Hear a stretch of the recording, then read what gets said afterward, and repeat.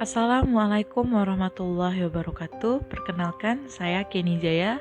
Kali ini saya akan menjelaskan pemaparan atas pemikiran Douglas North terkait institusi. Nah, Douglas North mengartikan institusi sebagai batasan-batasan yang ada dalam interaksi antara struktur politik, ekonomi, dan sosial. Batasan-batasan yang dimaksud memiliki cakupan formal seperti hukum, peraturan dari pemerintah, dan informal seperti kebiasaan dan norma-norma masyarakat. Dalam papernya pada tahun 1992, North memberikan kritik terhadap pemikiran neoklasik yang overlook atau mengabaikan keberadaan institusi dalam penciptaan market yang lebih efisien.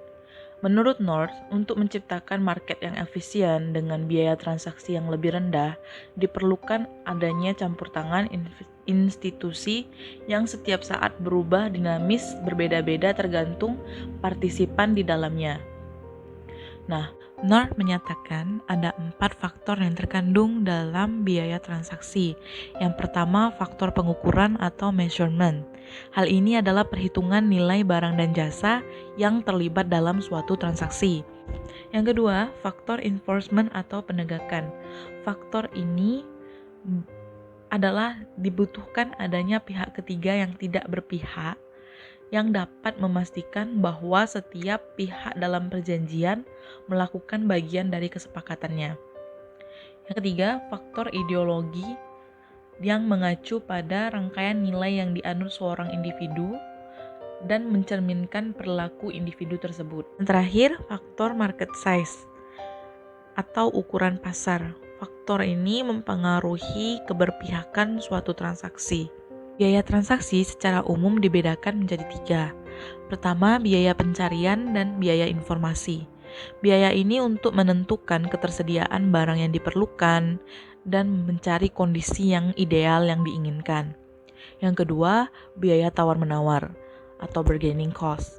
Biaya ini adalah biaya yang dikeluarkan untuk mencapai kesepakatan dengan pihak lain dalam suatu transaksi dan membuat kontrak yang sesuai.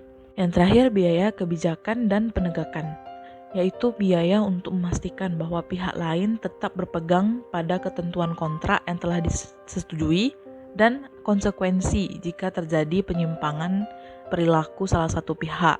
Biaya transaksi dikatakan sangat relevan hingga saat ini. Hal ini contohnya saat kita ingin membeli mobil. Saat membeli mobil, kita tidak hanya mengeluarkan biaya harga mobil tersebut, melainkan ada biaya transaksi yang kita keluarkan untuk memastikan pembelian mobil ini berhasil.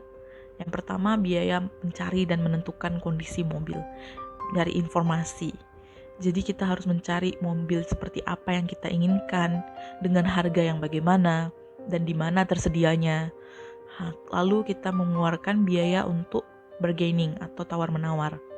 Di sini kita melakukan komunikasi dengan si penjual untuk mencapai kesepakatan yang sama-sama menguntungkan, dan selanjutnya kita mengeluarkan biaya untuk memastikan si penjual atau pihak lain yang dalam kesepakatan kita tadi akan menyerahkan mobil tersebut sesuai dengan kondisi yang telah disepakati.